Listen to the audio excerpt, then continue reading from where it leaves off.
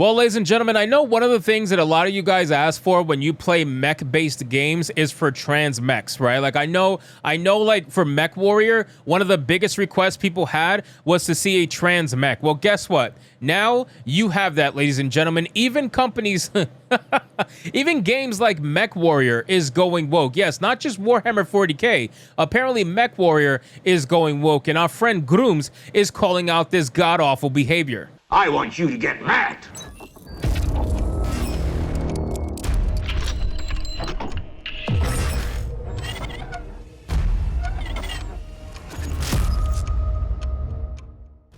So let's get into this article, guys, from That Park Place. But of course, before we do, if you are new here, just consider hitting that subscribe button. I would greatly appreciate it, and like the video to push us out into that YouTube algorithm. Now, if you guys can see this picture, Battletech Pride Anthology 2023, trans rights or I bites. I mean, come on, how much more cringe could it possibly get? Mechwarrior literally has the trans flag on the mech. I mean, this is such a fucking terrible virtue signal, but this is where we're at, man. This is your modern day entertainment. This is modern day entertainment. And then they wonder why we're trying so desperately to keep the East from going woke like the West did. And that's because look at what's happening. It's such a terrible altercation. It says a giant mech franchise made popular by video games in the 90s is under significant scrutiny for an allegedly toxic effort to stray from its source material. A push into modern issues has resulted in a community of fans who are not keen on the way the franchise is being led.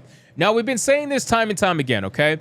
I don't give a shit if this game is made by all the trans people in the world. My thing is, the moment you start virtue signaling in the game and bringing real world identity politics into a game that's about fucking mechs, seriously, you want to tell me about trans rights and trans lives in a game that's about mechs? I mean, you could not be anywhere further from the truth. Then again, listen, they are Transformers, right? That's the entire purpose. The Mechwarrior franchise is a saga of video games, board games, and more set in a science fiction universe where players command giant robots, mechs, in various forms of combat. The franchise is rooted in the Battletech universe, a richly detailed sci-fi setting created by FASA Corporation in 1984. Mechwarrior's compelling blend of tactical depth, futuristic storytelling, and complex mech customization has captivated fans for decades, evolving through multiple video games, novels, and even a television series. The franchise officially began with the release of the first video game in 1989, but its roots extend back to the Battletech tabletop game.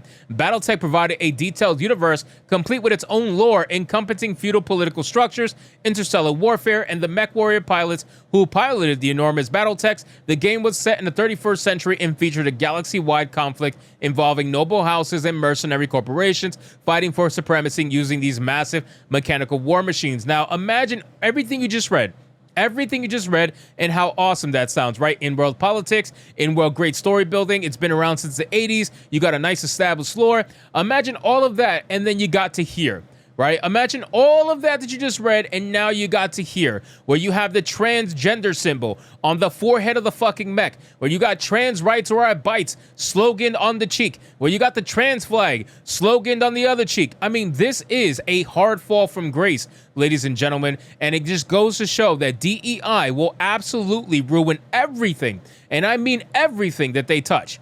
Today, however, the brand is embroiled in tremendous controversy, stemming from an effort by community managers apparently to filter the franchise through the lens of modern socio-political issues. Some might even call these issues woke. As a result, classic World of Warcraft team lead Mark Kern, aka Grooms, has spoken out about the issue in a series of long-form posts on X. Now, before we read Grooms' posts, you guys got to realize something. I wonder what's going to happen now that you got Warhammer 40k, you got Mechwarrior, you got all these games, especially they have tabletop variants, going so woke that people are going to feel like they're essentially alienated. There is going to be a massive opportunity for tabletop RPGs of some kind to take over for those who are willing to try to dabble into that little sphere, you know, that niche sphere.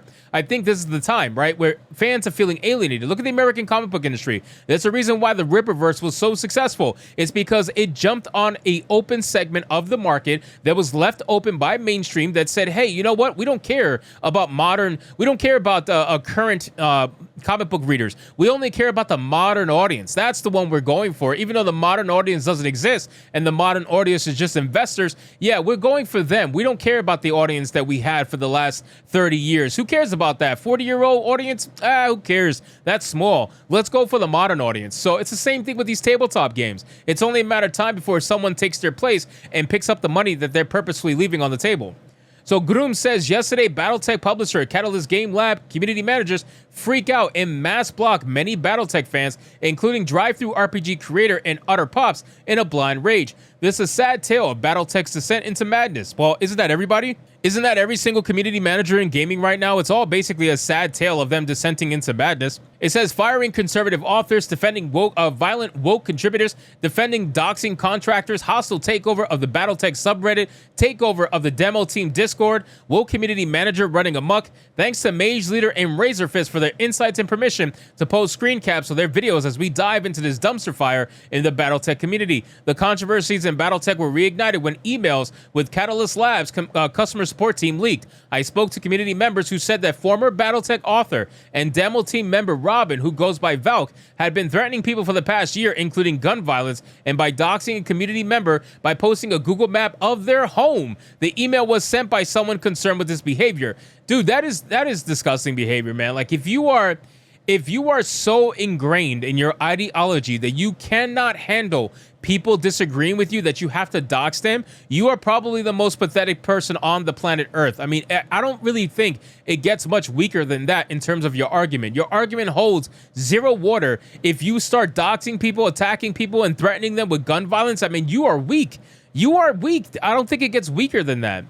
It says the email was sent by someone concerned with this behavior. Catalyst community managers responded immediately by mass blocking anyone who talked about it and anyone remotely related to them in a guilt by association purge. Well, that's exactly what happened with Warhammer 40k as well. Warhammer 40k, the official Twitter page, did the same exact thing. They started mass banning everybody and mass blocking everybody who disagreed with them.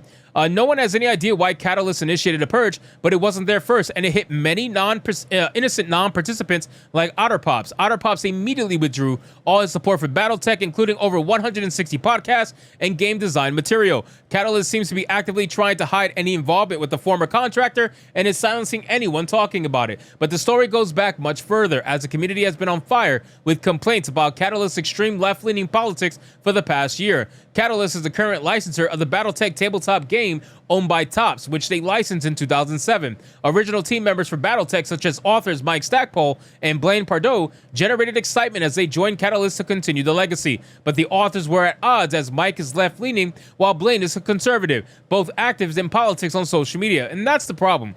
That's the problem. These people who make these games, they are way too active on social media with their politics. I don't need to know your politics when your page is supposed to be dedicated to the game that you're talking about and you're making. I don't need to know your politics. I don't need to know who you voted for. I don't need to know whether or not you're a Joe Biden or Trump supporter or whatever under the sun. I don't need to know that. Just tell me about the game and what you're doing with the game. I will decide from there what is most important. But now that I know that you are actively pushing left-wing identity politics in your game for the last year, yeah, I can't pretend as if I'm very excited to want to jump into it, let alone even talk about it, to be honest with you. So anyway, guys, thank you so much for watching this video. I hope you did enjoy it. If you did, consider leaving me a subscribe. I would greatly appreciate it. Don't forget to like the video, comment, let me know what you thought, and I'll see you guys on the next one.